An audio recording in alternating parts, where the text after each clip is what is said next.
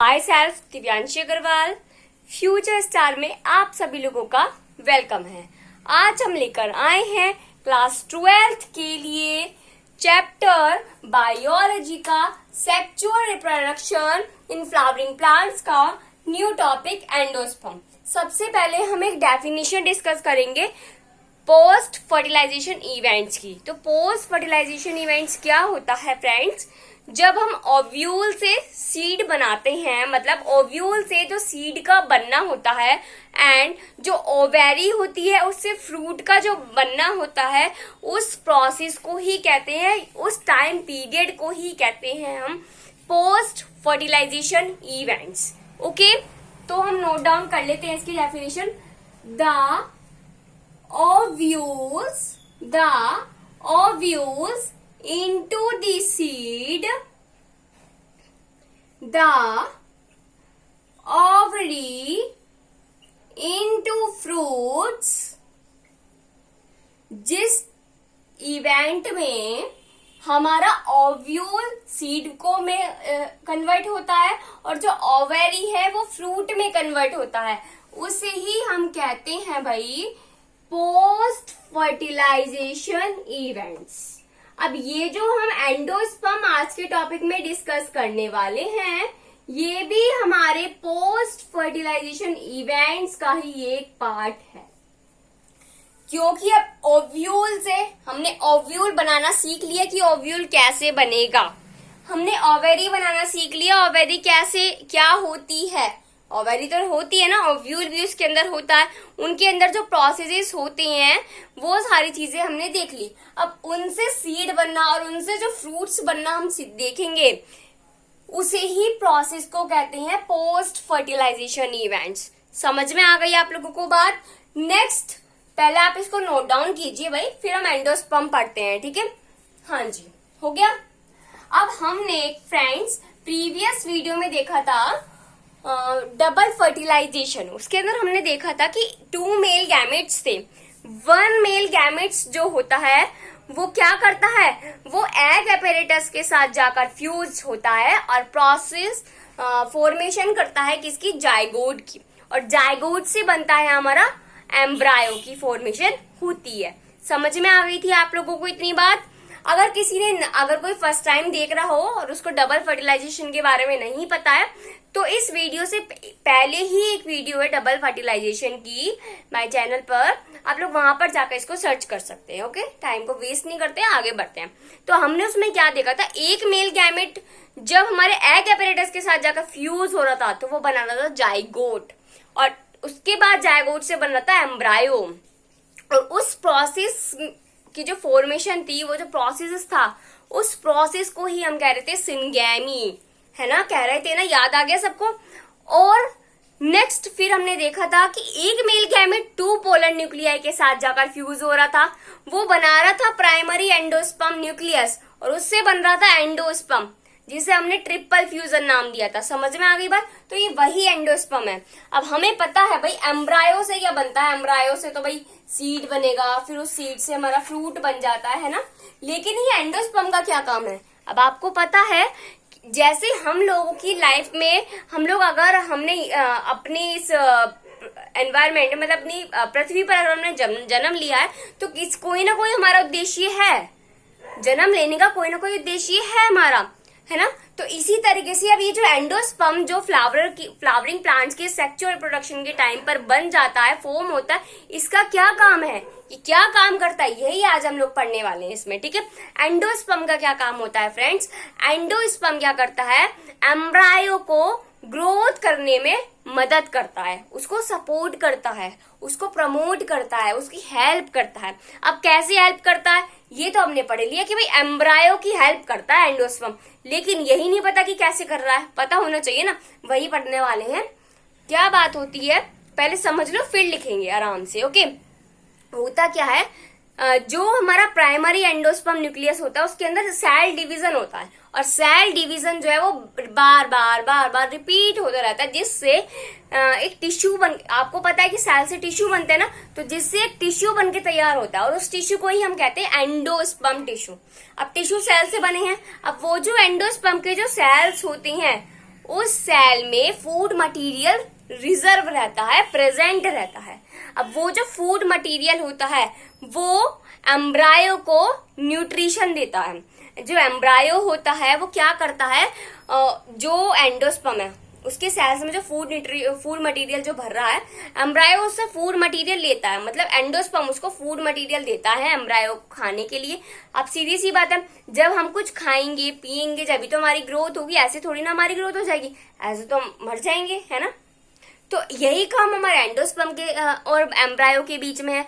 Endosperm जो होता है वो न्यूट्रिशन प्रोवाइड कराता है एम्ब्रायो को, किसके लिए, डेवलपमेंट करने के लिए और ग्रोथ करने के लिए। समझ में आ गई बात, एंडोस्पर्म का क्या काम है, अब लिखते हैं। हाँ जी, एंडोस्पर्म के बारे में हम लोग लिखने जा रहे हैं। तो एंडोस्पर्म क्या करता है, पहला पॉइंट डालते हैं। Endosperm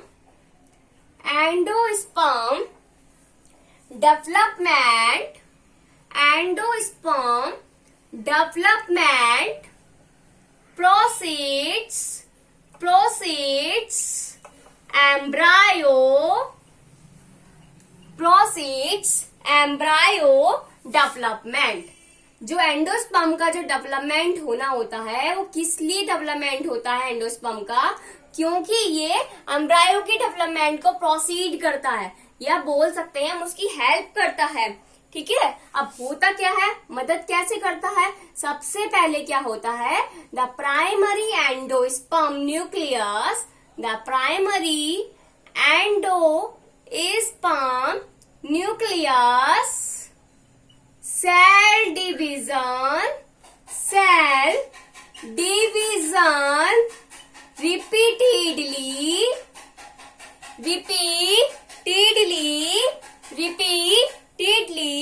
and forms a endosperm tissue, जिसे हम कहते हैं triploid endosperm tissue. Okay, got it, primary endosperm tissue. Next होता क्या है फिर, अब ये जो सेल्स होती हैं एंडोस्पर्म की, इनके अंदर रिजर्व रहता है फूड मटेरियल।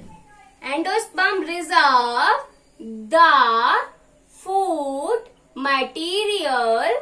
अब ये जो फूड मटेरियल इनके अंदर रिजर्व होता है, देन गिव द न्यूट्रिशन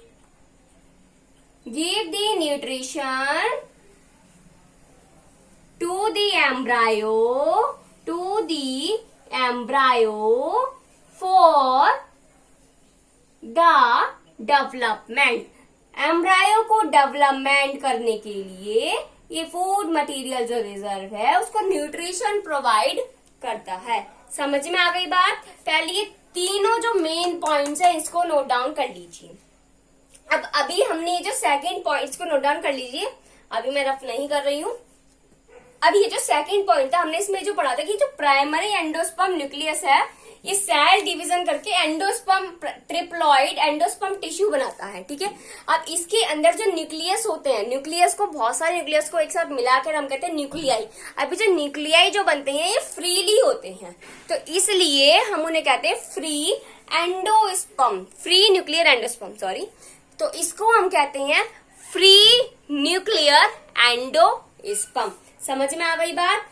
पहले इसको नोट डाउन कर लीजिए, फिर हम इस पॉइंट को डालते हैं। एक एंडोस्पर्म का एग्जांपल भी आपको बताती हूँ। जैसे कोकोनट वाटर होता है ना, तो कोकोनट वाटर की एक तो उसके अंदर वाटर प्रेजेंट होता है। ठीक है, अब वो जो वाटर जो प्रेजेंट है उसे हम कह रहे हैं फ्री न्यूक्लियर एंडोस्पर्म। ओके, और उसके अंदर की जो व्हाइट शेल, जो व्हाइट कलर जो हम खाते हैं उसे कहते हैं सेल्यूलर एंडोस्पर्म। समझ में आ गई बात।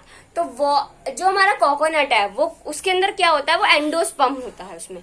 ठीक है, जो पार्ट हम खाते हैं वो एंडोस्पर्म होता है, उसके अंदर जो वाटर प्रेजेंट है वो भी क्या होता है, एक एंडोस्पर्म ही होता है। ओके, नोट डाउन कर लिया होगा आपने, मैं इसको क्योंकि रफ कर रही हूँ।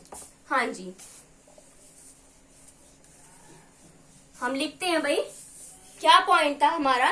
The primary endosperm nucleus, the primary endosperm nucleus undergo nuclear division, undergoes nuclear division and to form a free nuclei. This stage of endosperm development, this stage of endosperm development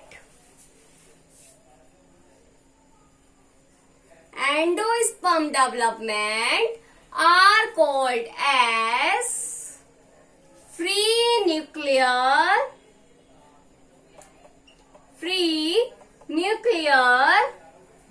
endosperm. Got it? Yes. Next point. For example, the coconut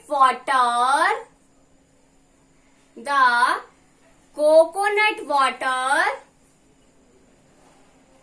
is free nuclear endosperm, and the white kernel of coconut, the white kernel, अब वो जो part होता है ना उसको क्या बोलते हैं? white kernel. The white kernel of coconut water are